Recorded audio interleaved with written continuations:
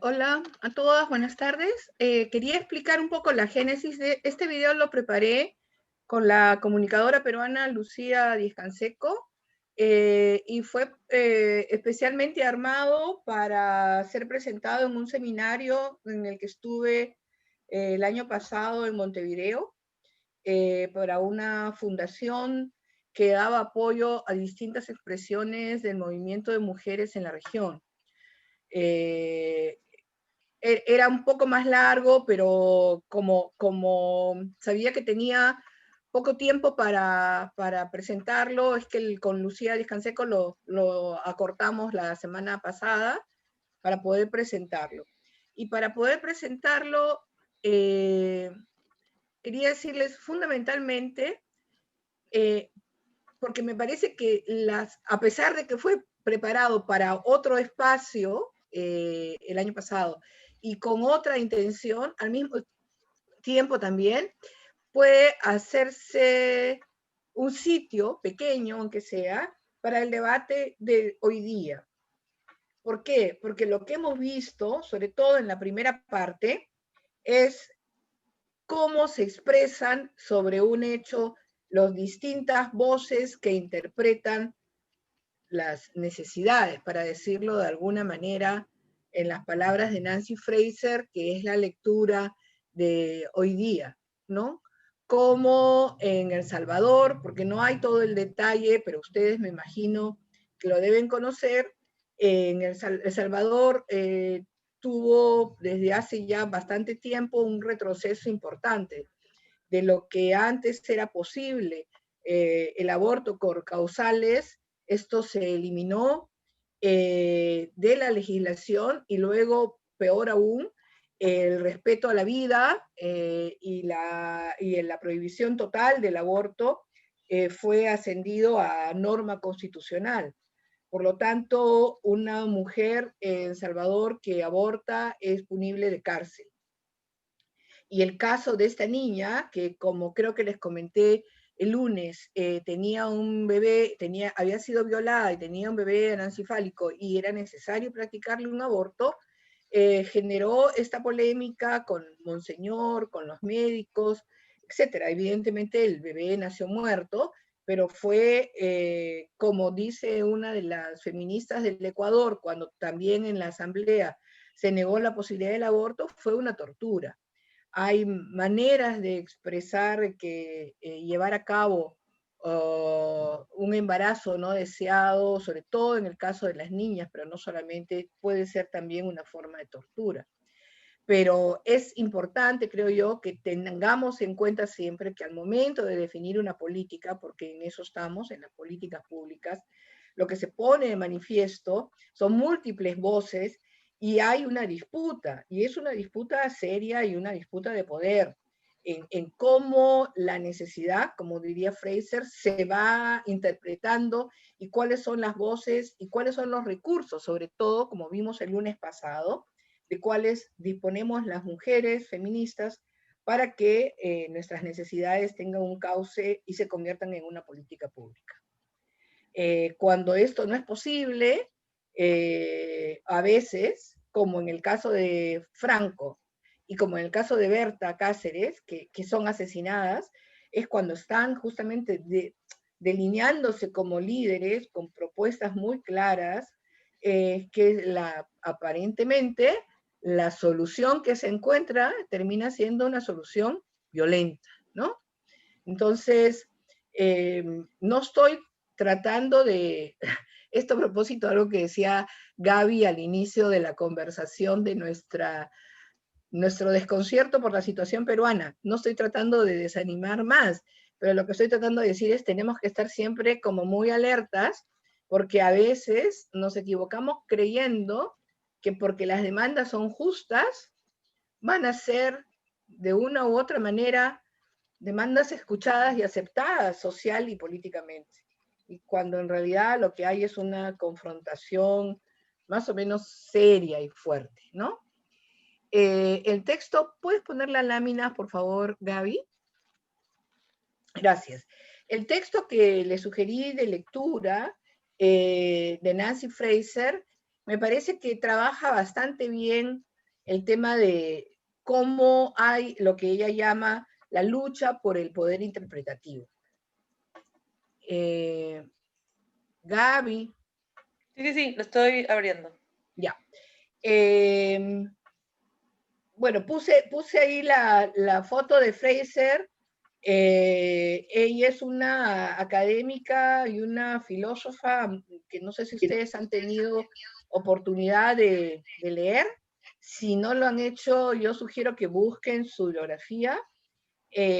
Personalmente yo soy su fan, pero en fin, Fraser, además, junto con otras dos feministas norteamericanas, es autora de un documento que se llama Un feminismo para el 99%, que es su propuesta o su manifiesto más reciente, que tiene un par de años, creo, y cuyo sustento, no sé si lo han tenido oportunidad, voy a abrir el chat, ¿no? Es que ha habido una colega ha tenido un bebé. Felicitaciones. Sí. Qué cosa. Bueno, no sé si han tenido oportunidad de ver de leer el manifiesto de Un feminismo para el 99%, pero es bastante radical, para decirlo de alguna manera, y sería interesante que lo googleen porque está colgado y da vueltas por ahí, porque su propuesta es una propuesta que va al fondo de lo que es, digamos, la economía, ustedes que están haciendo un curso sobre economía, y el feminismo, o sea, pensando cómo se puede desarrollar un feminismo que no solamente sirva, entre comillas, al 1% de las mujeres, sino al 99% de las mujeres, ¿no? La siguiente, por favor.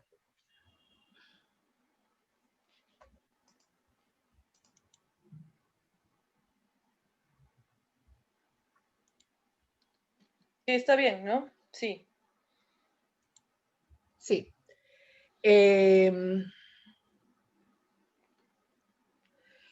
Cuando lo que ella dice, o sea, el texto de Fraser es en realidad un texto sobre los discursos.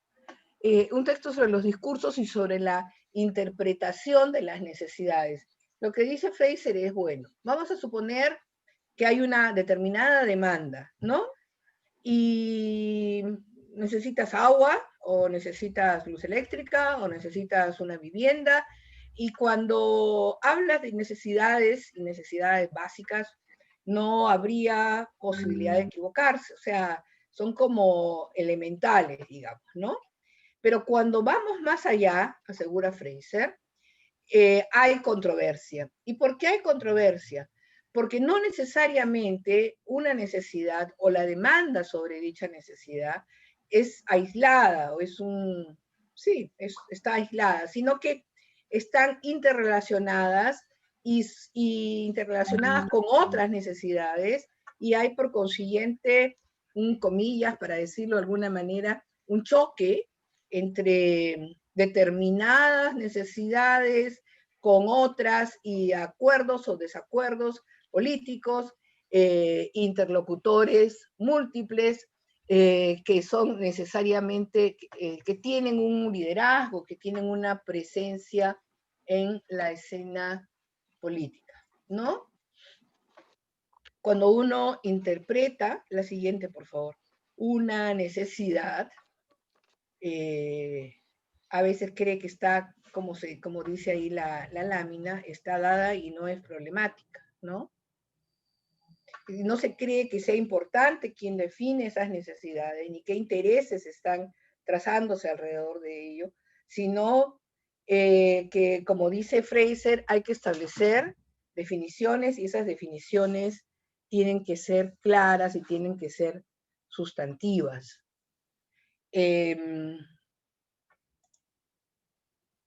Antes de pasar a los momentos de la política de necesidades, yo quería saber si Emily o Tania o Sayonara, que dijeron que iban a ayudarnos en este punto a hacer comentarios, si tuvieran ellas algún comentario específico sobre el texto antes de seguir más adelante.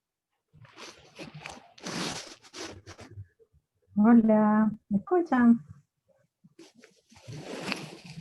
Por aquí Sí, te Tania. escuchamos. Hola, ¿cómo están? Bueno, yo también Hola, soy Tania. hola, un poco fanática de Nancy Fraser. He ¿Tú leído varias también? ¡Ay, qué bien! Somos almas gemelas entonces. y es muy interesante el texto porque de alguna manera plantea algunas cosas que uno como que va pensando y de repente ella te las pone como que en orden, ¿no? Y es que el tema de la lucha, o sea, de la lucha por la garantía de los derechos de las mujeres y la construcción de políticas pasa eh, por luchar en un terreno cultural donde los problemas de las mujeres no son vistos como problemas. Digamos, en el mundo de la gestión y de la política no se ven como problemas porque no son los problemas, digamos, visibles, ¿no? Entonces es muy interesante porque el feminismo contribuye desde el punto de vista digamos, de la producción de conocimiento, contribuye a visibilizar esos problemas, pero también lo hacen los movimientos, o sea, y feminismo como movimiento. Y es evidentemente una lucha de poder, o sea, una lucha política, o sea, hay que peleársela para que el problema de la violencia, que antes se llamaba doméstica o conyugal, ahora sea, de alguna manera, colocada como discurso en el debate público, como lo plantea Fraser, como el problema de la violencia hacia las mujeres. O sea, ese discurso lo construye el mismo feminismo como una necesidad de poner en agenda pública el tema, un tema al que se hace como oídos sordos o que de alguna manera se invisibiliza, se banaliza, ¿no? Y, y es muy complejo porque el mismo video no nos muestra. O sea, nos muestra una realidad cruda que es una niña que está embarazada y que no puede tener ese niño, pero además corre el riesgo de su vida y salen los hombres a decir, o sea, a decir a defender la vida cuando ellos no tienen ni idea de lo que es el embarazo, ¿no? Entonces es muy interesante porque el sujeto, las mujeres como sujetos políticos posicionándose y, digamos, poniendo a discutir a todo el mundo sobre ese tema.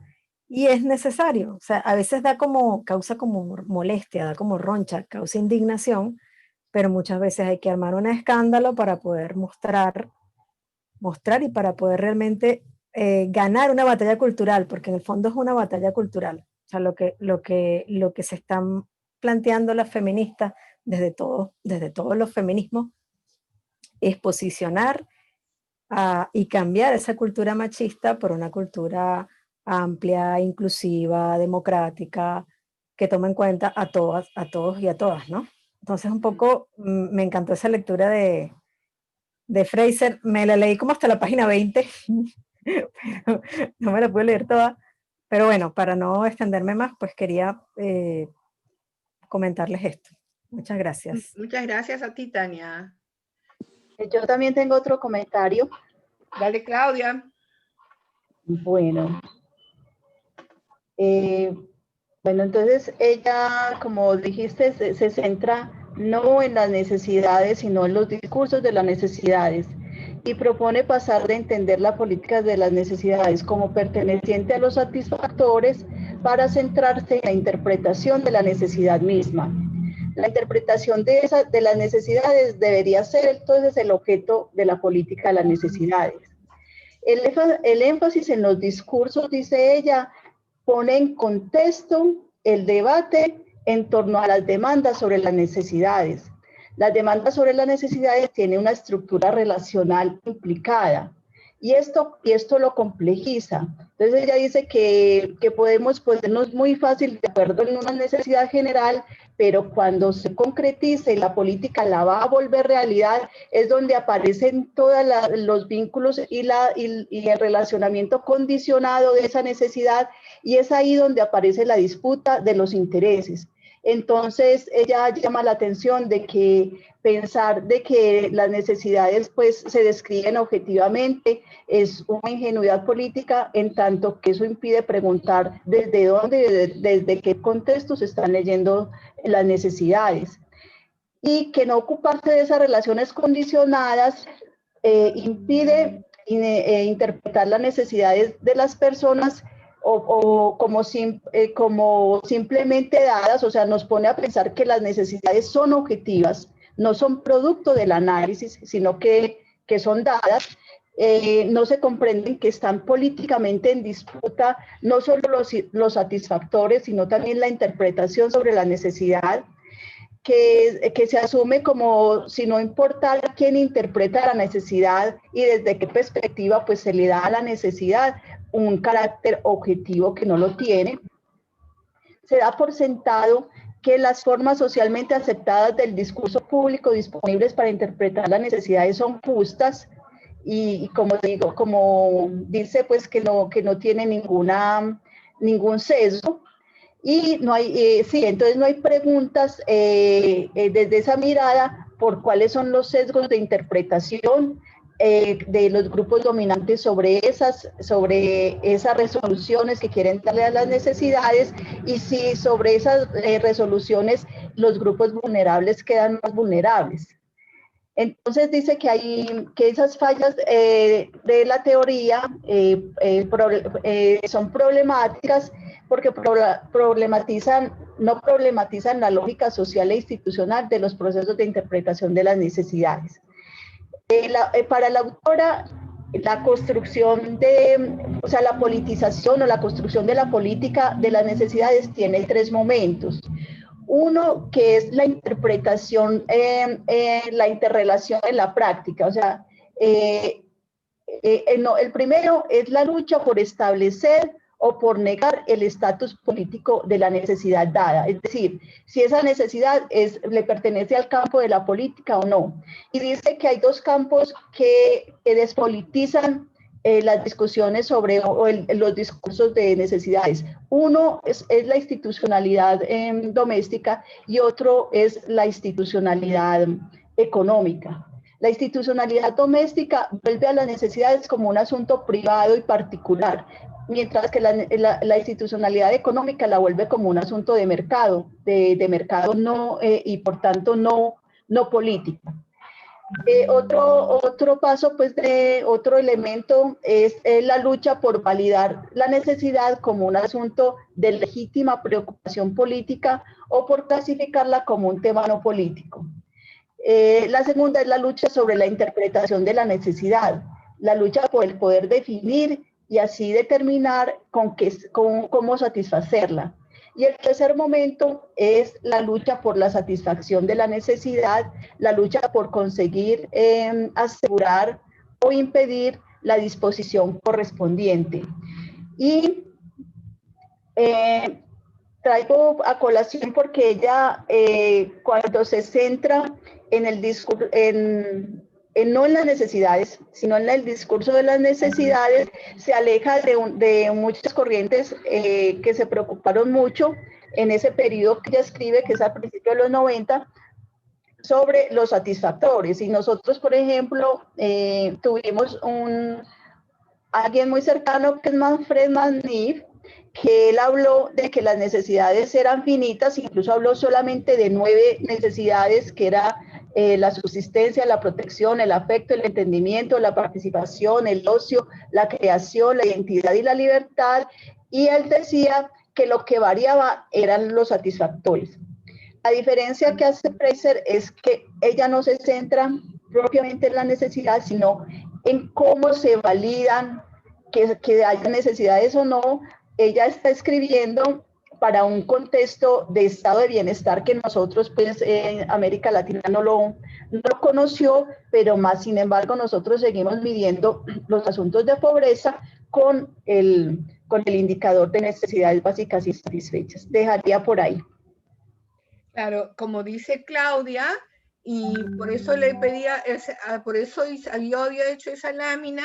Claudia, la próxima vez tú haces la clase, ¿ya? Porque justo yo también había puesto lo de los momentos de la política de necesidades. ¿Por qué? Porque en realidad, como está puesto ahí, como lo ha señalado Claudia, tenemos que tener claros 3 momentos, para decirlo así. Y cuando habla de necesidad, no necesariamente la autora está hablando de una necesidad básica.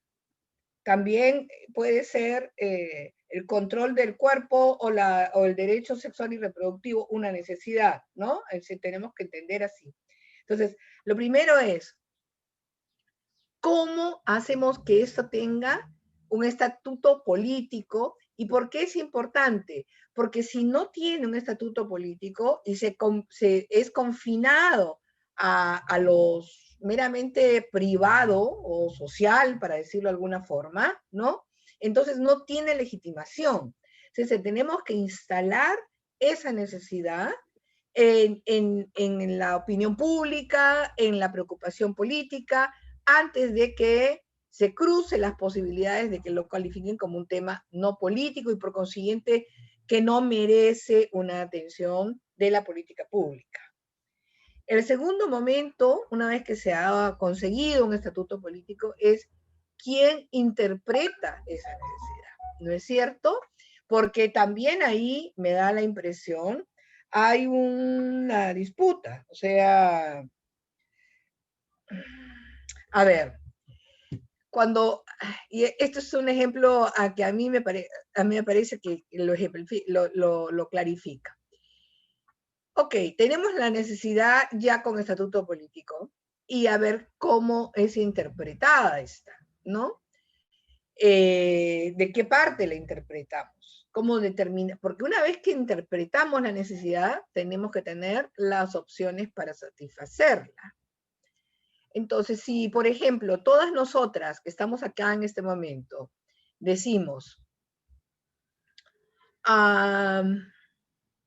el embarazo adolescente es un problema público y tiene un estatuto político de salud, y está de acuerdo desde Monseñor fulano hasta la feminista más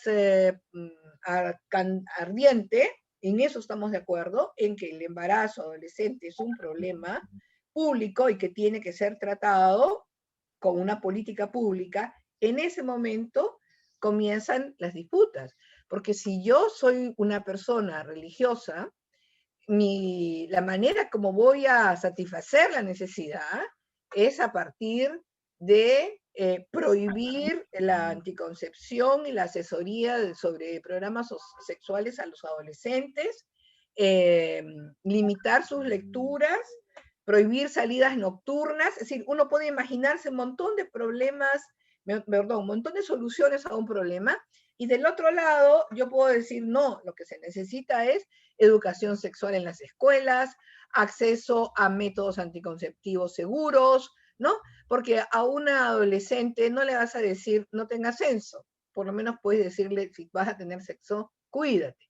Pero esa manera distinta de aproximarse, a pesar de haber coincidido en que es una necesidad, que tiene un estatuto político, es cómo vamos a interpretarlo, porque si la interpretación es diametralmente opuesta, vamos a tener un problema para saber cómo satisfacemos esa necesidad. La siguiente, por favor. Lo que hace el texto, me parece, tal como han señalado Tania y Claudia, es de alguna manera poner el énfasis en lo que es las interpretaciones. Y lo que Fraser llama, en castellano, ¿no? Los MIC, o sea, los medios de interpretación y de comunicación. Porque, en efecto, el lenguaje es muy importante. Y los términos como lo utilizamos para definir la necesidad también. ¿Cómo argumentamos? ¿A partir de qué? ¿A partir de los derechos? ¿A partir es derecho de la niña a tener, para seguir con el embarazo adolescente, tener acceso a educación sexual? ¿O en realidad es interés de los padres que las niñas, o sea, cómo el lenguaje oficial se usa para argumentar? Y de qué manera los términos también pueden ejemplificar en la interpretación cierto tipo de demandas.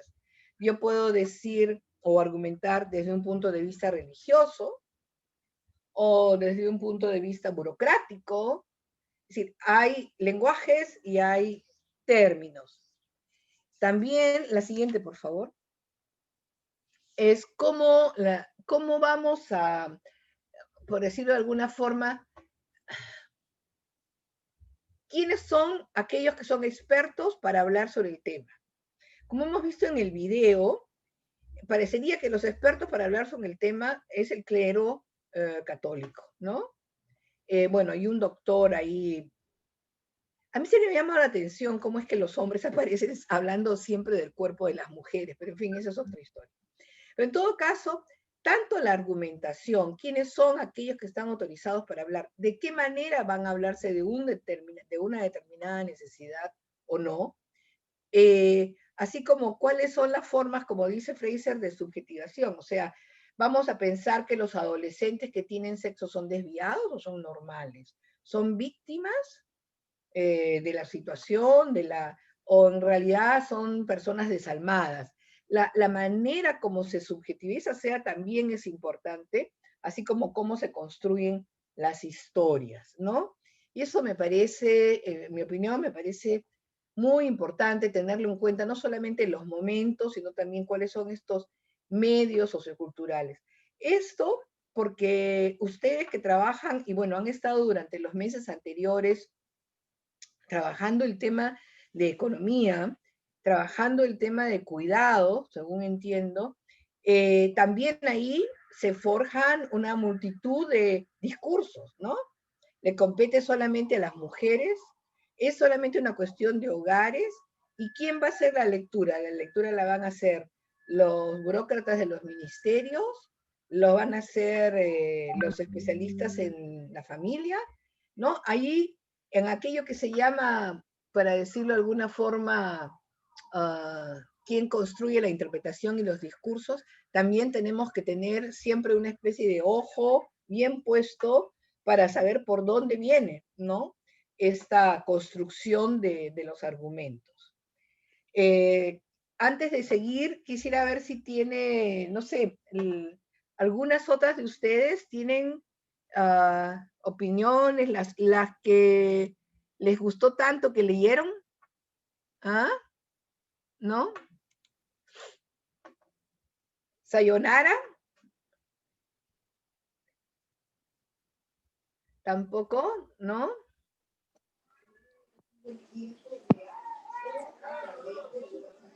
¿No? Bueno. ¿Y Emily, ha tenido tiempo de leer? No. Buenas. Emily. Hola, Emily. ¿Te Sí, gustó la lectura, no? sí me gustó. Pues yo no soy como, todavía no sé mucho sobre el tema de género y este curso ha sido muy provechoso por ese tema. Y sí leí, no pude terminar la lectura en su totalidad, pero a mí sí tenía algunos puntos y son los que se han discutido hasta ahorita y a mí me llamó bastante la atención lo de los 3 momentos, pero aún más lo que está hablando ahorita, digamos, de los medios socioculturales de interpretación y comunicación.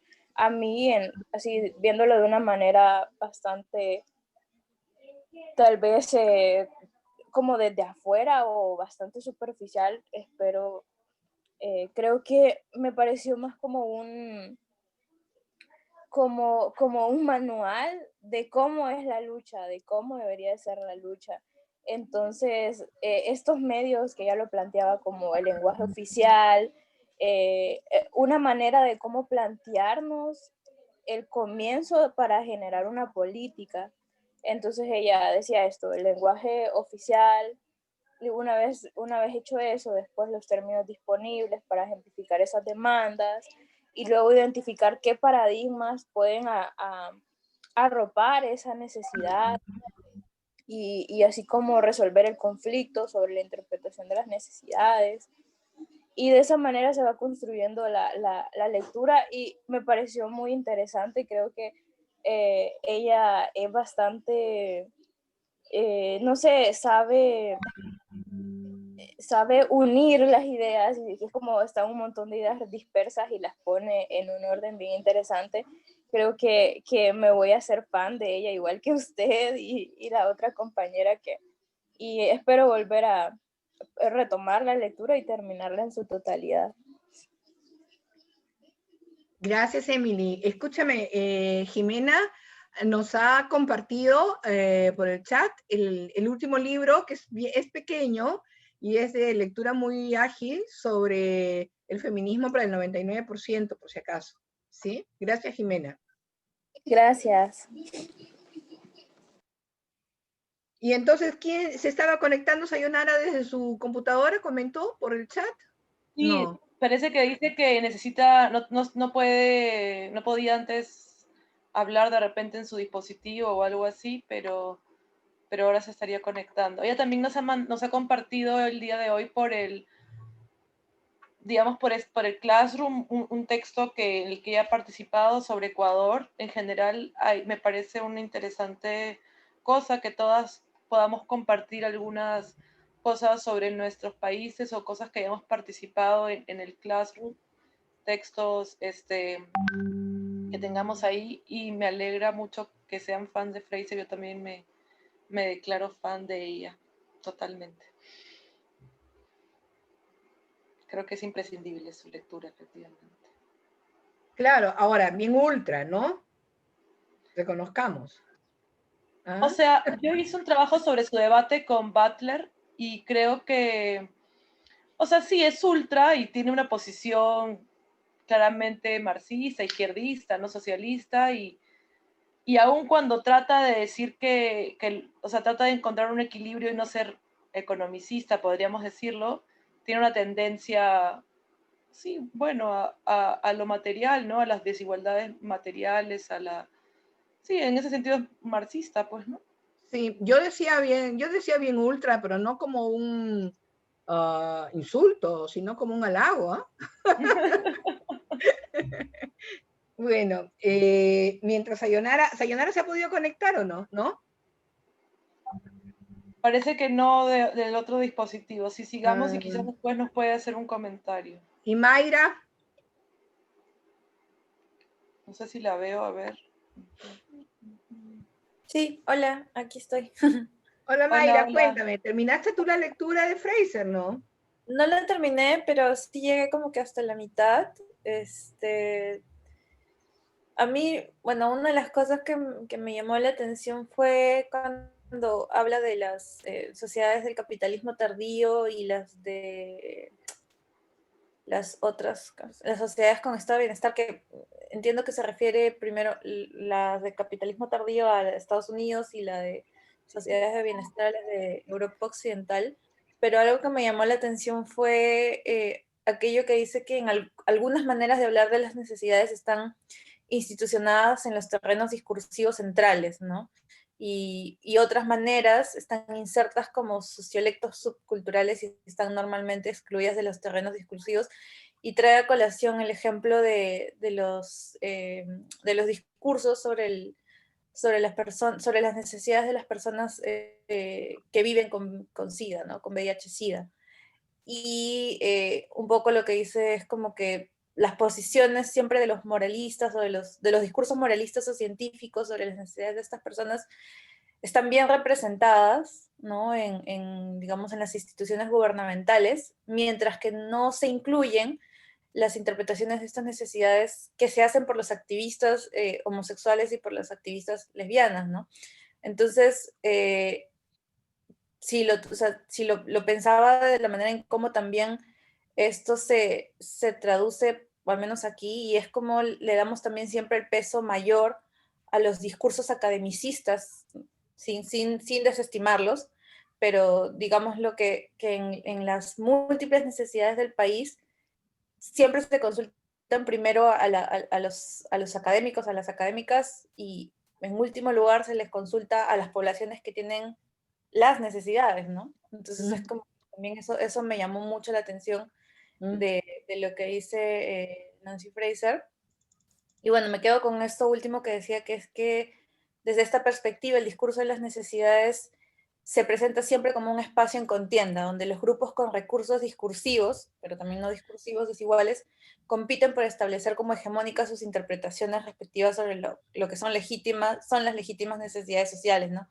Y bueno, me hizo pensar también en cómo el discurso sobre el tema del aborto se ha discutido siempre, ¿no? Entonces son generalmente los grupos de poder religiosos los que tienen los que nos han estado ganando la contienda a nivel gubernamental, porque siempre han estado, porque son generalmente los que tienen más poder económico y llegan a las posiciones de poder, ¿no? Entonces, las feministas, por ejemplo, desde nuestros discursos y nuestra perspectiva y nuestra lucha, no hemos llegado aún al poder como para poder hacerle la pelea, por así decirlo, ¿no? Como que en ese terreno siempre nos están ganando, pero es más que nada, bueno, yo lo veo más que nada porque tienen recursos discursivos que tal vez a nosotras no nos hacen, y también son grupos de poderes, ¿no? Que están bien enquistados. Sí, básicamente es. La siguiente lámina, un poco está, Gaby, por favor, la siguiente lámina un poco está reflejando aquello que la compañera Mayra ha hablado. O sea, lo que dice Fraser en realidad es que hay que tener claridad en que ese discurso es un espacio en contienda, es un espacio donde vamos a tener siempre, independientemente de lo que sea, una disputa para establecer la hegemonía en la lectura del problema, en la lectura del problema, en la legitimidad del problema, en la legitimidad de las soluciones al problema, ¿no? Y es cierto, como está comentando también la compañera, que y acuérdense que en una de la sesión, no sé si, no me recuerdo bien si es la del lunes o la del jueves, pero en todo caso, si no tenemos claridad en que hay procesos políticos, en que hay recursos, y tenemos que pensar en recursos no solamente económicos, sino en recursos también informativos, es quienes tienen el altavoz para definir la lectura, ¿no es cierto?, de esta necesidad en concreta, ¿no? Porque a veces es complejo desbaratar la argumentación que se presenta como legítima. Es decir, ahora, por ejemplo, en el Perú, para las que no lo saben, ha habido una movilización muy intensa por una norma en contra de una ley laboral que favorece a las empresas agroexportadoras, y desde hace 2 días hay una disputa en el sur de la costa sur, que ya empezó también en la costa norte y ya ocasionó un muerto, un trabajador. Entonces, lo que uno mira en los noticieros, en los diarios, etcétera, es, ¿era una ley justa o no era una ley justa aquella que ha producido trabajadores que están más o menos en el siglo XVIII y en condiciones de casi esclavitud? Y claro, los contraargumentos son poderosos, ¿no? Pero por favor, se crea empleo, se crea riqueza, etcétera. Y es bien interesante mirar cómo se van construyendo los discursos y cómo, como estaba diciendo Mayra, o sea, las trabajadoras y los trabajadores son literalmente la última rueda del coche al momento de entrevistar o de pedir la opinión, ¿no? La siguiente, por favor.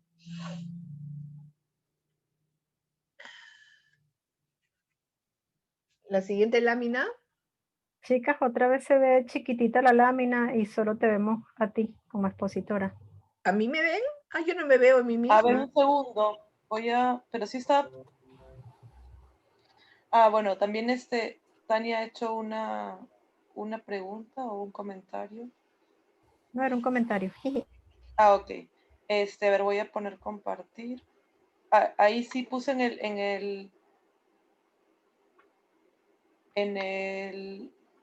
el chat que tenemos que terminar un poco justo porque necesitan el Zoom para otra clase. Les pedimos disculpas de antemano. Estamos aquí en las instituciones que despolitizan a los discursos, Maruja. Sí, estamos ahí. ¿Había una pregunta o qué? No entendí bien. No, un comentario. Era un comentario. ¿Y dónde Se está sigue viendo chiquito. ¿Las demás ven? ¿Las demás pueden ver? ¿Será que me cambió de aparato? Estoy viendo bien. Lo puedo ver bien también. Ok, me cambio. Tienes que darle clic a la pantalla, creo yo. Adelante, Maruja. Ya no disculparán, pero ¿yo sigo hablando o había un comentario? No, si quieres lo leemos y tú ves que lo que está en disputa, ¿no? La definición y la solución de esas necesidades, ¿no? Eso es lo que entendemos que está en disputa, es lo que estaba Sí. comentando Tania. Ah, sí, sí, tiene razón. Miren, para aquellas que todavía no han terminado de leer el texto de Fraser, al final, casi como una parte jugosa, es que Fraser identifica dos instituciones que ella cree que despolitizan los discursos. Las instituciones domésticas y las instituciones económicas. Es decir, nadie se mete, entre comillas, ¿no?, con la familia, y no se politizan, también entre comillas, aquello que pasa en el ámbito doméstico porque se considera un tema privado, no susceptible de una política pública. Y como lo vamos a ver casi inmediatamente después con el caso de Chile y la violencia, en efecto, que la violencia doméstica, comillas, haya pasado a ser considerada violencia contra la mujer, ya ese cambio es un cambio de discurso importantísimo, pero que la violencia dentro del hogar se reconozca como un tema público es aún más importante, porque son la institución de la familia, la institución doméstica, son despolitizadas. Y claro, las instituciones económicas, ¿no? Porque todo aquello que es el mercado, como dice Fraser, parecería que no está en cuestión. Y eso no es solamente una cuestión del norte, porque acá también en el sur, en nuestros países, en la región, es imposible imaginarnos que podemos estar fuera, ¿no?, de la propiedad privada, de la economía de mercado. Entonces, esos no son temas que corresponden a nosotras, las feministas mujeres, debatir, sino que eso tiene que ver con los técnicos financieros, los planificadores. Es decir, tú no sabes, yo sí sé, así que mejor, eso no es un tema político, ¿no es cierto? Y a mí me parece eso muy importante porque eso pasa, la siguiente, por favor, pasa generalmente cuando se quiere, de repente me estoy adelantando y lo vamos a ver el lunes próximo, pero cuando se quiere dentro de la economía plantear cuestiones que atañen a las mujeres, como yo les comentaba en la sesión anterior, se pretende siempre colocar el asunto femenino, entre comillas, en una especie de burbuja por fuera de la corriente central, del mainstreaming, y el MEF, el Ministerio de Economía y Finanzas, o el Ministerio de Hacienda, o como quiera que se llame, en nuestros respectivos países, que es casi tan poderoso o más que el presidente de la República, generalmente suele no incluir en la corriente central de las decisiones que toman a las mujeres, ¿no? Entonces, lo que dice Fraser, y me encanta, yo uso mucho la frase las necesidades fugitivas, es que a pesar de que tanto lo doméstico como lo económico son como cotos cerrados que no están despolitizados, hay necesidades que están ahí y que se escapan. Y se escapan de esos espacios cerrados y se politizan. Y ella las llama las necesidades fugitivas, ¿no?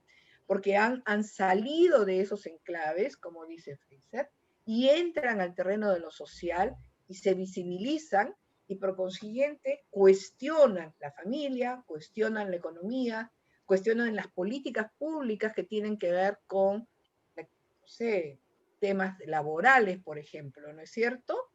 Entonces, estas son las necesidades, me encanta por eso la palabra, las necesidades fugitivas. La siguiente es la última. Y yo les recomiendo que usen la palabra necesidades fugitivas, porque las necesidades fugitivas, si cuando se fugan, cuando se escapan, no sé cómo decirlo, si se fugan es la palabra más, pero cuando se van escurriendo de lo obvio, esas necesidades tenemos ahí, sí, una enorme responsabilidad, porque tenemos que generar el argumento, escapar de las argumentaciones tradicionales y generar el argumento que nos permita una interpretación auténtica, una interpretación que sea escuchada y que sea asumida por múltiples públicos, ¿no es cierto? Y claro, como dice Fraser, tenemos poderosos intereses que van a impedir que eso sea así. tenemos dentro y fuera del Estado argumentos en contra de convertir en una política pública temas que competen a la economía, temas que competen a la familia, y es un trabajo arduo, insisto, en la elaboración de argumentos. Como creo que les comenté, la primera hace 3 sesiones cuando empecé, para eso yo insistiría en contar con información. Yo siempre creo que tener información estadística, información clara de qué se trata, por qué se trata y de qué es esto y por qué es justo el reclamo, es algo que no se puede evitar, ¿no? No sé si hay sobre este tema, antes de pasar a la lectura de Guzmán, ¿algún comentario? Hola, hola. Hola, Sayonara, Hola. llegaste. Hola, ¿cómo estás? Sí, lo siento, Ah, justamente andaba en corre y tengo el internet súper inestable y creo que me desconecto y me conecto. Pero sí quería participar, si que me permite. Justamente habla un hablabas poquito de más Nancy alto porque no te Fraser. escuchamos bien. No sé si me escuchas. Sí, creo que es mi Ahora internet, sí. que está súper baja la señal. Ahora sí, un poco más. Sí, te decía que justamente quería participar y comentar también en relación a Nancy Fraser. Bueno, tengo muchísimas dudas, creo que al igual que otras compañeras también las habían manifestado. Creo que es una feminista bastante más radical, como señalabas tú, sobre todo en sus posturas, ¿no? Creo que eso es la diferencia cuando estamos hablando de economía feminista y no desde economía desde la perspectiva de género, creo que yo. Eso también a veces nos puede confundir, porque yo estudio, por ejemplo, economía, y justamente ahorita estoy haciendo una maestría en economía, y es eso, no se habla de cambiar las estructuras como tal, sino solamente de agregar o de sumar a las mujeres en ciertas cosas, no de cambiar las políticas, ¿no? Sino que, bueno, hay que incluirlas, lo que tú señalas, ¿no? O lo que, por ejemplo, Nancy Fraser menciona, ¿no? De cambiar esas posturas de una forma más radical. Y creo que eso es lo que ha estado pasando, sobre todo, no sé si se confunde dentro de los movimientos de mujeres esa parte, ¿no? Si solamente estamos luchando para incluirnos en lo que ya está o bajo esas mismas estructuras, que los cambios van a ser casi mínimos, o realmente luchar para cambiar realmente esas estructuras. Yo creo que eso es lo más difícil, porque por ejemplo, yo que estudio ahorita economía, estoy haciendo una maestría, y la teoría, claro, la teoría economista clásica realmente no da espacio para una economía desde otro ámbito o pensada desde otra perspectiva. Yo no le veo, por ejemplo, que se pueda incluir así como se dice, ¿no? Sino al contrario, creo que soy de esa postura un poco más radical y realmente habría que repensar esas teorías, ¿no? Que ese es el reto que tenemos como feministas, como académicas, pero también como mujeres de base, ¿no?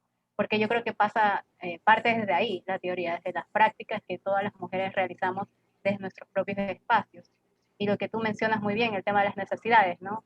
Y creo que esas necesidades fugitivas, creo que son las que debemos irlas posicionando en los espacios que cada una de nosotras nos vayamos desenvolviendo, tanto académico, desde nuestras áreas de donde estemos de trabajo, desde la parte social, desde la parte política, creo que hay que irlas posicionando, ¿no? Porque siempre somos como que el problema de mujeres, ¿no? Las mujeres allá con su rollo ahí, que siempre están dando lata por todo lado. Entonces es como que tratar de decir, no, o sea, es un problema de todos. Por ejemplo, yo soy docente y trato en cada una de mis clases darles otra mirada a los estudiantes, como que existe otra alternativa, no solamente la que nos han impuesto. Entonces, pero sí que es bastante difícil, no es fácil, ¿no? Y eso es la lucha que tenemos y que tienen cada una de ustedes también, que han estado antes que nosotras y que somos como que sus aprendices aquí. Nada, gracias Maruja, por todos sus conocimientos compartidos con nosotros. También agradezco este espacio, por cierto. Siempre creo que es súper importante aprender sobre todo ustedes, ¿no? Que ya han venido y que están en la lucha y que siempre nos pueden decir cuáles son como que esos nudos más críticos donde podemos seguir trabajando y podemos seguir luchando. Creo que eso es súper importante también de estos espacios que tenemos. Gracias. Al contrario, las gracias a ti. Esta noche no duermo. Si me De la puedes pura dar la emoción. palabra, Maruja. ¿Ah? Si me puedes dar la palabra. No te veo, no sé quién es. Lo que pasa es que yo soy medio Ángela. Sí. ¿Quién eres? Adelante, adelante. Muchas gracias. Verdaderamente me siento inmensamente feliz. Esta niña Sayonara, muchas gracias, porque eres una persona joven. Ángela, gracias a ti. Y yo de un tiempo a esta parte vengo cuestionando todo mi accionar, ¿no? Y más aún porque estoy luchando, no sé de qué manera, porque creo que me falta un montón de cosas para aprender. Yo a Maruja la conozco hace muchísimos años, ¿no? Y creo que lo que estás, en principio, este documento de esta señora Fraser, recién una compañera de la Tindad que está haciendo el curso conmigo, me lo ha mandado. Lo he impreso, pero ya no he tenido tiempo de leerlo. Así que lo que he hecho es escuchar atentamente todas las compañeras presentes que han hecho uso de la palabra. Y tiene que ver con yo soy dirigente sindical. A nosotras en la CGTP, en el Departamento de la Mujer de la CGTP, las comisiones obreras de España nos apoyaron con un proyectito sobre la perspectiva o el enfoque de género, la transversalización del enfoque de género. Y nosotros hemos luchado a brazo partido para hacer que, además de que nuestros sindicatos tengan un sello de clase, le decimos sindicalismo clasista, también usen esta herramienta del enfoque de género para, poder desarrollar sus trabajos en los sindicatos, para hacer que las mujeres ingresen a los sindicatos, etcétera, y ojalá eleven su nivel de conciencia y, si desean, ya de manera personal, puedan dar el salto hacia una cuestión más política. Pero eso del salto a una cuestión más política no se ha dado. Porque en realidad, si nosotros nos ponemos a analizar bien, lamentablemente nuestras compañeras feministas han enmarcado, yo le pongo así, han enmarcado sus luchas, por ejemplo, las economistas, ¿no? Con respecto a este problema del cuidado, han enmarcado sus luchas para que mediante las políticas públicas se puedan conseguir, que se reconozca ese trabajo invisible que hacen las amas de casa, ¿no? Entonces, ellas, las economistas, las feministas, hacen investigaciones, ¿no? Y luchan desde su punto de vista por hacer mejores políticas públicas. Pero ¿qué mejores políticas públicas si se está enmarcando dentro de lo que es esta política neoliberal? No sé si yo estoy bien, pero por ahí va mi deducción, y entonces, por eso que me contenta en gran manera lo que ha dicho Sayonara, porque creo que hay un problema del poder mediático. Nos están manejando como le da la gana. Unas personas, otras personas, otros poderes, la iglesia, los partidos políticos, hasta nosotras mismas, ¿no? Entonces, habría que hacer una especie de alianza para tratar de, juntas, de manera solidaria, de manera abierta, más amplia, poder intercambiar y ver hasta dónde es que estamos tratando de llegar. Y me parece que estamos tratando de llegar a lo que te indica el marco de esta política pública. No puedes ir más allá, no te vas más allá. Y eso no lo podemos permitir. No lo podemos ni lo debemos permitir. No sé si está bien expresado, pero ese es verdad, ese es el sentimiento con el cual vengo yo a veces rumiando, porque yo tengo 67 años, no soy una criatura y espero pues alguito siquiera ver, ¿no? Algún cambio siquiera quiero ver, ¿no? Y estoy dispuesta a dar todo mi trabajo, todo mi esfuerzo por conseguir, es una locura de repente, pero así somos las mujeres, somos locas, ¿no? Conseguimos la votación, conseguimos las 8 horas junto con los compañeros varones, conseguir que a las amas de casa se les reconozca que lo que hacen en su casa es trabajo y por lo tanto merecen un sueldo, merecen un reconocimiento, mínimo siquiera un reconocimiento. No quiero gracias, no queremos gracias, por lo menos yo no planteo gracias, ¿no? Entonces, Eso es lo que yo, disculpen, quería manifestar, ¿no? Gracias, Gracias. Ángela. Luja.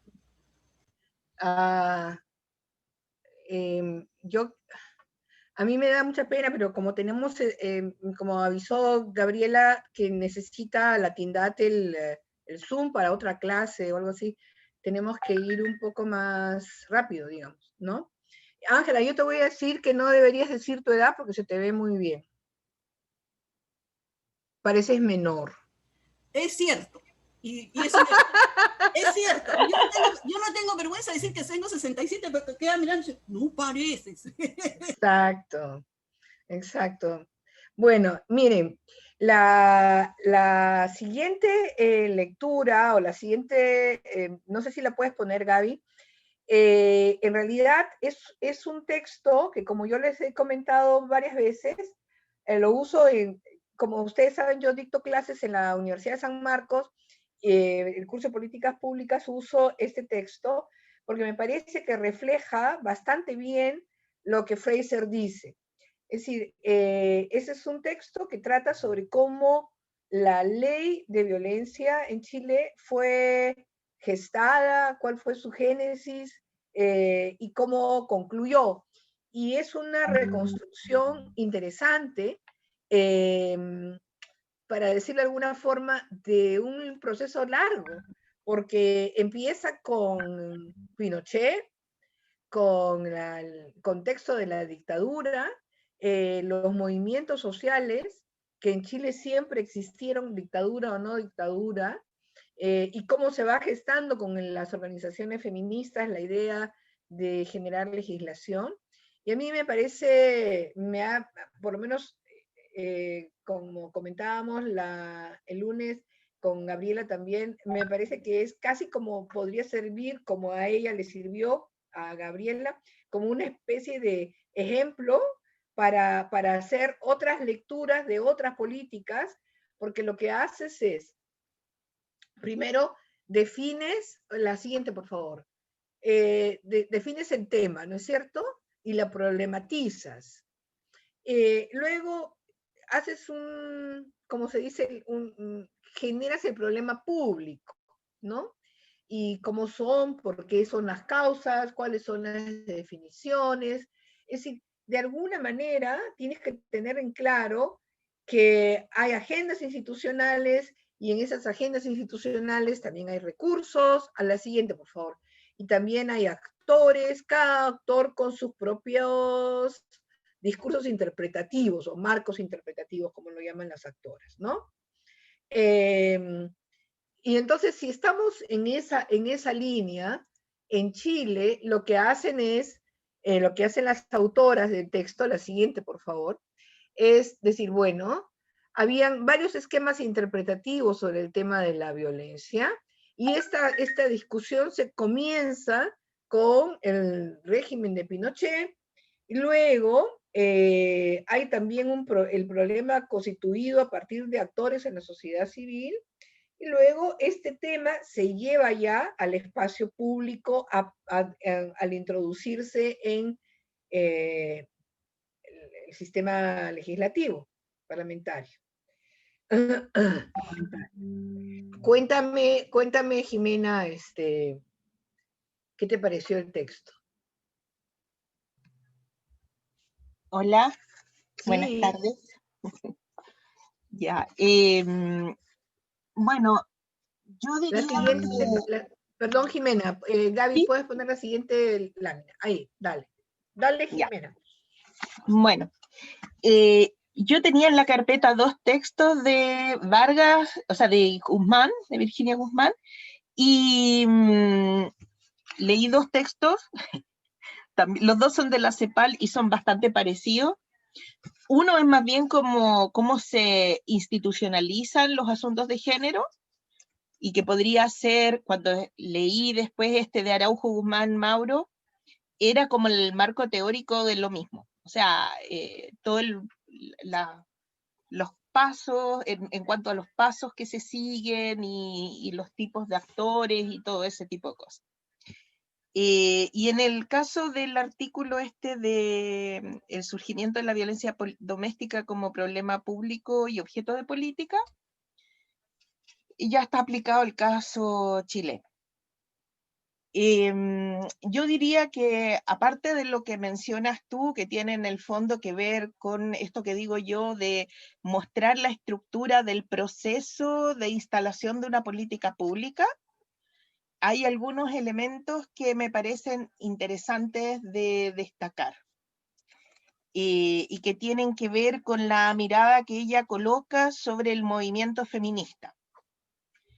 En el entendido de que ella va mostrando cómo se construye el problema público, cómo se construye el tema para que tenga relevancia social, como en el fondo hacer que se considere un tema importante y más adelante un tema importante de legislar.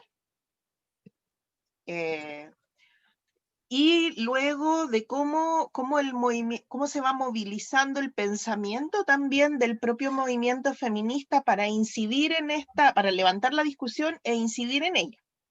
Entonces, un punto que me parece interesante de destacar, porque en medio de toda la explicación se puede pasar un poquito, a lo mejor, de vista, pero me parece muy importante, es esta idea que ella dice que el tema de la violencia contra las mujeres en el ámbito doméstico empieza a emerger como un asunto ya de interés, a pensarse como un asunto de interés público en el mismo contexto de los años 70, en que se estaba viviendo la violencia política con una gran connotación en el caso de las mujeres de violencia sexual, pero que sin embargo en esa época no se hizo una conexión entre ambos temas para dar cuenta de que venían de una misma matriz. Esto a mí me hace sentido, a lo mejor me resuena más que otra persona que pueda haber leído el artículo, porque personalmente yo trabajo en el sentido no de salario, no de sueldo, pertenezco a un colectivo feminista de derechos humanos que trabaja en torno a la violencia política sexual, como la hemos denominado nosotras, donde precisamente,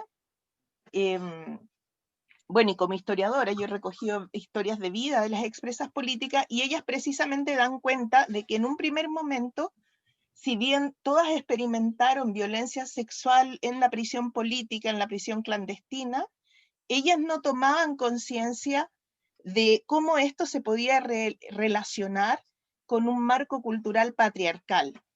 Como que ellas perdían un poco de vista eso, lo entendían casi como naturalizado dentro de lo que es la vivencia de la tortura o de la prisión política. Como que era obvio que a las mujeres les pasaban este tipo de cosas cuando estaban detenidas.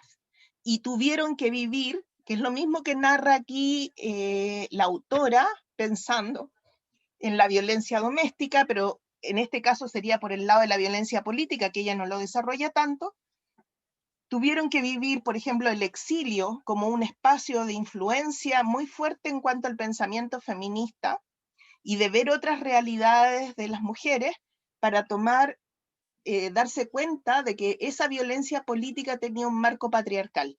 Lo mismo pasa con la violencia familiar, pero a nivel familiar, doméstico, por otro carril, también hay un proceso de toma de conciencia de su vinculación con el sistema patriarcal, pero en este momento, que es como fundante, ambos tipos de violencia son tratados de manera separada. Todavía no existe la conciencia que uno puede decir que está cristalizada hoy en el movimiento feminista chileno, donde la violencia política sexual y la violencia doméstica, la violencia familiar, qué sé yo, la violencia sexual en un sentido más amplio, están todos formando parte de una misma reivindicación feminista. Porque el lema hoy es todas las mujeres contra todas las violencias. Entonces ahí se muestra eso. Eso me pareció muy, muy importante para entender la forma en que cómo se configuran las demandas en ambos lados. La influencia del exilio es algo que yo también he mencionado harto en los trabajos y aquí lo destaca la autora, porque por un lado hay muchas mujeres que salen y se encuentran con el feminismo, y por otro lado hay un fenómeno de retorno a comienzos de los 90, que se va a acercar también al mundo de la concertación, que toma el poder el 90, en que muchas mujeres vuelven del exilio con este conocimiento, esta experiencia de una posición de la mujer diferente y el conocimiento feminista, o un acercamiento al feminismo que les permite también incidir en la política y abrir algunos espacios para la instalación de este tipo de temas. Entonces, lo otro que me parece importante, bueno, ya dice que en esta primera fase se generan las condiciones para problematizar el tema de la violencia, y aparecen algunas primeras instituciones que van movilizándose en torno a los problemas de las mujeres, pero es en la segunda fase, en los años 80 a 90, que ya surgen instituciones que van a ser clave en la movilización del tema de la violencia. Y dentro de esas, por ejemplo, el Centro de Estudios de la Mujer, La Morada, así como la Casa de la Mujer, el Instituto de la Mujer, algunas de esas instituciones que existen hasta el día de hoy. Pero la más importante de todas es la Red Chilena de Violencia contra las Mujeres. A largo plazo, porque hay muchas de estas que tuvieron bastante incidencia a nivel, por ejemplo, académico, y como espacio de elaboración, publicaciones y qué sé yo, pero observándolo en retrospectiva desde hoy hacia atrás, la Red Chilena ha sido un importante espacio de articulación de las demandas feministas en torno a este tema. Y sobre todo desde los últimos 10 años con su campaña El machismo mata. ¿Ya? Pero este artículo habla de un momento un poquito anterior a este auge actual, digamos. Entonces dice que este tipo de instituciones fueron estructurando la demanda, instalándola socialmente, y que las condiciones que crearon el inicio del cambio de gobierno en los 90 y la toma de poder de la concertación, permitió que se abriera un espacio para llevarlo a la discusión en el Parlamento. También es importante ahí el rol del CERNAM, que se crea como la institución creada en el seno de la concertación para tratar los temas de las mujeres. Igual yo, como lo dije en la clase pasada, tengo mi visión crítica sobre el CERNAM. No sé si lo vio, pero yo compartí un libro en un PDF en que hay un análisis sobre el gobierno de la concertación hasta el 2010, y ahí hay un capítulo dedicado a las mujeres, que también, siendo un autor de la concertación, es bastante crítico sobre el tema.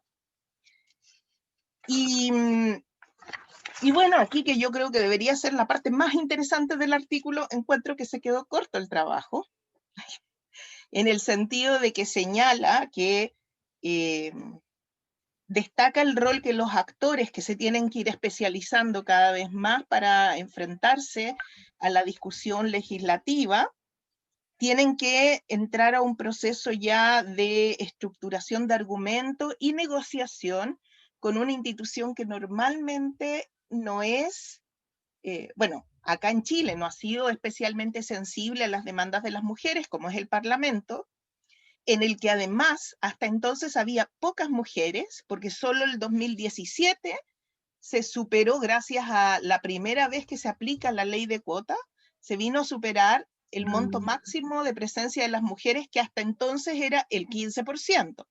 Entonces, cuando estamos hablando de este debate, estamos hablando en un Congreso en que en total, entre diputados, que eran 120, y senadores, que en esa época eran, ahora no me acuerdo el número, pero eran como 40, por ejemplo, no superaba el 15% la presencia de las mujeres. Entonces, en ese marco se tuvo que hacer la discusión sobre la ley, y además yo le agregaría que ya son factores que yo encuentro que fue bastante políticamente correcto el artículo. O sea, esta es como mi opinión. yo siento que el artículo más bien explicó el proceso de levantamiento de la política pública, de cómo se gestiona la relación entre los actores relevantes con el Estado, pero no introdujo, y me parece que es fundamental cuando uno discute la política pública, los factores políticos, como los discursos de los que hablábamos antes. O sea, aquí se dice que hay distintos tipos de discursos, pero no entró a describir mucho las características de ese discurso, porque en el otro artículo que yo mencionaba de la misma autora, por ejemplo, ella habla de cómo existen discursos de veto, y discursos que generan como restricciones o tratan de frenar esto, y en este tipo de leyes se ve fuertemente en Chile la incidencia de grupos que van poniendo distintos tipos de trabas y limitan la acción.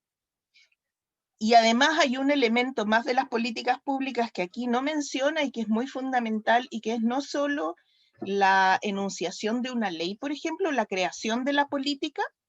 Entendía que la política pública tiene que volverse no solo ley, sino que un curso de acción, y para que sea un curso de acción efectivo necesita una serie de instrumentos que lo vuelven realidad. Entonces uno tiene la ley y después tiene que implementar esa ley, incluyendo reglamentos, recursos, fondos, etc. Y esa parte que es muy importante en la política pública, aquí no la describió, y es fundamental en el caso de la violencia contra las mujeres en Chile, porque todavía se reclama que hay muy pocas casas de acogida, por ejemplo, muy pocos profesionales preocupados, dispuestos para el tratamiento de las víctimas de violencia, así como también hay una escasa preparación de otros elementos que tienen que participar en el proceso, como los jueces, los policías, etcétera. Las medidas de seguridad. Hay muchas mujeres que reciben restricciones, o sea, las parejas o las personas involucradas en la violencia reciben restricciones, pero de todas maneras estas personas se acercan y las asesinan muchas veces. Entonces, en ese sentido, fue una ley que no salió con a lo mejor toda la potencia, porque aquí mismo ella habla de cómo la potencia del movimiento feminista también en el contexto en que se encuentra sufre cierto sofocamiento, podríamos decirlo así, o cierta limitación propia, pero además viene este otro momento de la implementación de la política que es clave para la efectividad. Eso es lo que podría decir. Ok, gracias Jimena, sí, justo estaba pensando que estábamos con el tiempo justo para que Maruja pueda terminar el tema, pero muchas gracias. Efectivamente son siempre los dilemas de la implementación, ¿no? Maruja, estoy en la página correcta, ¿verdad? Estamos en... Maruja, tienes el micrófono cerrado.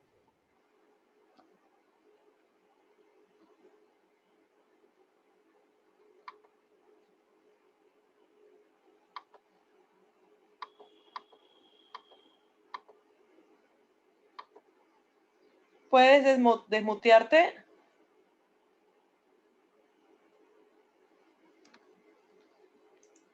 No tienes que darle al micro, sino yo quizás puedo hacerlo. Está apagado el micro, está apagado. Yo me había olvidado. No, disculpen chicas, ¿saben qué pasa? Lo que pasa es que yo vivo sola y tengo una mascota, y mi mascota sale a las 5 de la tarde. Entonces yo la tengo que sacar a un poco antes de las 4 a la calle, porque si no se me hace todo un laberinto, y ahora ya me estaba pidiendo atención, porque no tengo nietos acá en Lima. Digo, mi hijo vive en Estados Unidos, pero es como si lo tuviera realmente. Sorry, y había apagado el micro para que no escucharan ustedes los quejidos, los lamentos engreídos de mi perro. Ya. No, estaba diciendo que a Erika Espinosa se había anotado como una posible comentadora del texto. Preguntaba si estaba Erika. Vamos a ver si está. No, no está. Ya, Está bueno, la miren.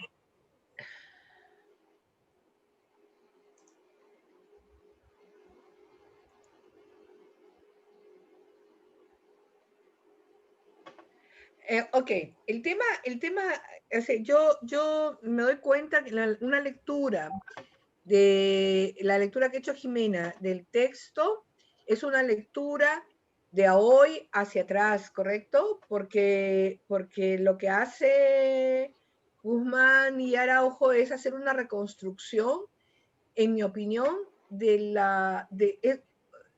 un viaje, entre comillas, de discursos, de actores y de espacios institucionales. Me explico. Puedes poner la siguiente lámina, Gaby. Me explico.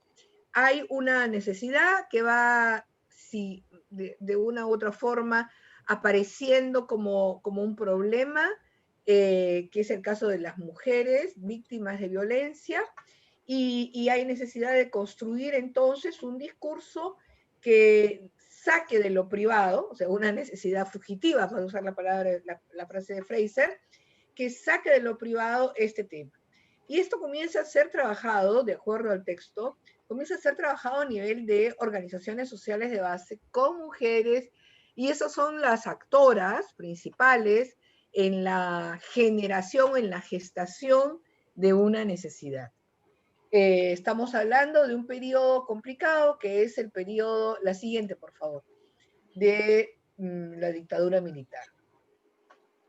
Pero luego, cuando llega el gobierno de la Concertación por la Democracia, cuando se abren las puertas a los partidos políticos, a la democracia cristiana, al Partido Socialista, etc., ya esos actores previos que habían estado elaborando un discurso sobre la violencia, ¿no?, comienzan a ser desplazados. Y entonces son los profesionales y las militantes de los partidos quienes asumen el discurso, y no necesariamente ya los originarios. Y ese asumir el discurso no siempre es el discurso, no sé si la palabra correcta, pero hay, la siguiente, por favor, hay lazos que estaban uniendo feministas con mujeres políticas, y hay mujeres políticas que están ya en otros escenarios, ¿no? Y entonces se está hablando ya del Estado, se está hablando ya del Parlamento, se está hablando de legislación, y eso supone también un cierto conocimiento de cómo armas una ley, de cuáles son las normas que deben regirse, más allá de la pura emoción, para decirlo de alguna forma, ¿no es cierto? Entonces, cuando tú tienes, a mí, yo siento que a veces a mí me pasa eso, porque a mí feminista del siglo pasado, porque antes nosotras las feministas, la siguiente, por favor, podíamos argumentar de distintas maneras sobre los problemas, pero ahora lo que se necesita es yo creo que es el tiempo de las abogadas, como ahora va a ser el tiempo de las economistas. Esos argumentos teóricos, conceptuales, técnicos que se tienen que articular para lograr que una necesidad fugitiva, en este caso la violencia contra la mujer, pueda tener un lugar en la lectura. Y lo que hace Guzmán, y con esto termino, no te preocupes tanto, Gaby, es generar tres marcos, dice que hay tres marcos interpretativos. O sea, primero es el de la discriminación, que es el más potente, para decirlo así. Luego, considerar que la violencia es un tema que tiene que ver con derechos humanos. Y luego, considerar que la violencia es un tema que tiene que ver con la familia, y que lo que se está protegiendo cuando se protege a una mujer es proteger la institución familiar, ¿no? Entonces, cuando se habla a veces de violencia, la disputa de llamar violencia intrafamiliar a la violencia contra la mujer ya es un triunfo de una lectura interpretativa sobre la familia. Yo no sé si siguió en Chile llamándose violencia intrafamiliar. Acá en Perú, las modificaciones a la norma, a la ley de violencia, también han supuesto, casi como el título, una disputa, porque ahora se llama ley contra la violencia de género y el grupo familiar, o algo así. Quiero decir, Sí, se mantiene sí, lo familiar, pero ya se pone lo de género, ¿no es cierto?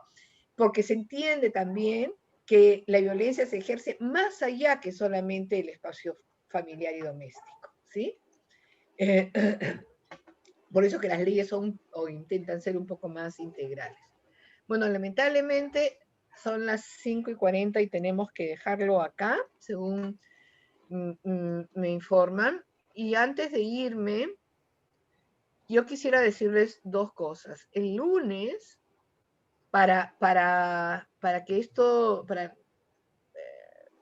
terminar con lo que me pidieron y que no he podido cumplir bien como encargo, que es hacer una aproximación más hacia la economía, vamos a ver un texto reciente que se lo voy a mandar a Gabriela para que lo comparta con ustedes, y vamos a ver muchos cuadros estadísticos. Entonces, lo que voy a hacer es, además de hacer el PPT, voy a separar los cuadros estadísticos, que deben ser como 5 o 6, para que al momento de conversar sobre la información que traen los cuadros, ustedes puedan tener o en su teléfono o en una tablet o impresas esas tablas, porque te permite ver con mayor detalle. No sé si me estoy explicando, ¿no? O sea, si solamente lo proyectamos en la sesión, va a ser quizás no tan rica la lectura, si es que además de proyectarlo, lo tienen con anticipación, porque se los voy a mandar con anticipación, y lo tienen impreso o lo tienen en otro dispositivo que les permita también ir y venir a esa información estadística. ¿Está bien? de acuerdo. Yo le estoy colgando en el Classroom, pero creo que también lo voy a mandar por correo porque no todo el mundo está familiarizado con el uso de la plataforma. Me disculpo por eso. ¿Cuál plataforma? El Classroom. Respecto del video, miren, yo voy a pedir permiso para ver si ustedes lo pueden acceder a él, porque este video fue encargado y bueno, y pagado por una organización argentina. Entonces, en la práctica no es mío. Si yo lo que he hecho ha sido, hemos cortado un poquito con Lucía Descanseco, ¿no? Si me autorizan, entonces yo voy a comentarlo con Gaby para que ustedes puedan tener acceso ya al video completo. ¿Está bien? De acuerdo. Pero de todas maneras yo mando por correo, digo, las lecturas y los cuadros que tú me pases. Perfecto. Sí. Ok, bueno. Un abrazo, que tengan buen fin de semana. Gracias a las dos. Chao. También. Gracias. Gracias también. Gracias, Maruja. Ahí hemos descargado y también pueden compartir Gracias. por el tablón todos los textos que deseen compartir. Nos vemos. Sí, gracias, Gaby.